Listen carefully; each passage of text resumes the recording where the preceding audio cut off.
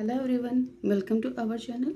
आज हम पढ़ेंगे तो एक्सेप्शन हैंडलिंग क्या है। ठीक है, तो एक्सेप्शन क्या होता है? एक रन टाइम एरर होता है जो कब अकर होता है, जब आप कोई इनकरेक्ट लॉजिक लिखते हो।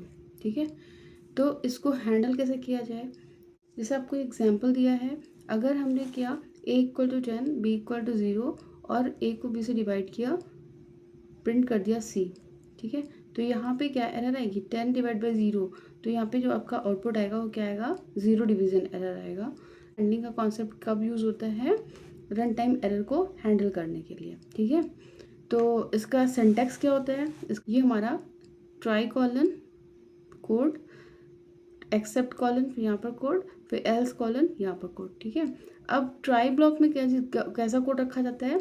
यहाँ पे एक रिस्की कोड रखते हैं। यहाँ पे जिस पोर्शन में आपको एरर आने की चांसेस होते हैं, उस कोड को हम कहाँ रखते हैं? ट्राई ब्लॉक के अंदर। ठीक है, या ट्राई और एक्सेप्ट ऐसा होता है कि जब ये ब्लॉक एग्जीक्यूट करेगा तब ये नहीं करेगा, और जब ये एग्जीक्यूट नहीं करेगा तब ये करेगा। ठीक है, दोनों में से कोई एक ही एग्जीक्यूट करेगा। और एल्स आपका ऑप्शनल होता है।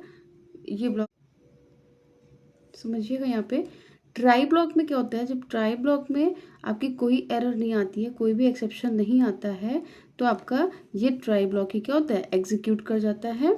और एक्सेप्ट ब्लॉक आपका एग्जीक्यूट नहीं करेगा, और एल्स ब्लॉक आपका एग्जीक्यूट करेगा। ठीक है, लेकिन अगर ट्राई ब्लॉक में कोई एरर आ गई या कोई एक्सेप्शन आ गया, ट्राई ब्लॉक में कोई एक्सेप्शन आया, तो क्या होगा? ना तो आपका ट्राई ब्लॉक रन करेगा और ना ही आपका एल्स ब्लॉक रन करेगा, केवल आपका एक्सेप्ट ब्लॉक ही रन करेगा।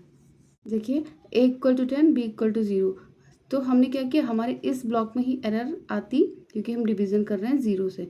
तो इसको रिस्की कोड है, ये रिस्की कोड है, इसको क्या करेंगे? हम ट्राई ब्लॉक में रख देंगे। ठीक है, एक्सेप्ट में क्या कर देंगे? एक मैसेज दे देंगे।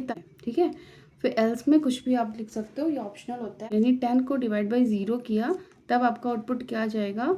एरर आ जाएगा, वही ज़ीरो डिवीज़न एरर। ठीक है, वही एरर आपकी जो मैंने आपको ऊपर बताई थी, ज़ीरो डिवीज़न एरर, वो आपका शो कर देगा।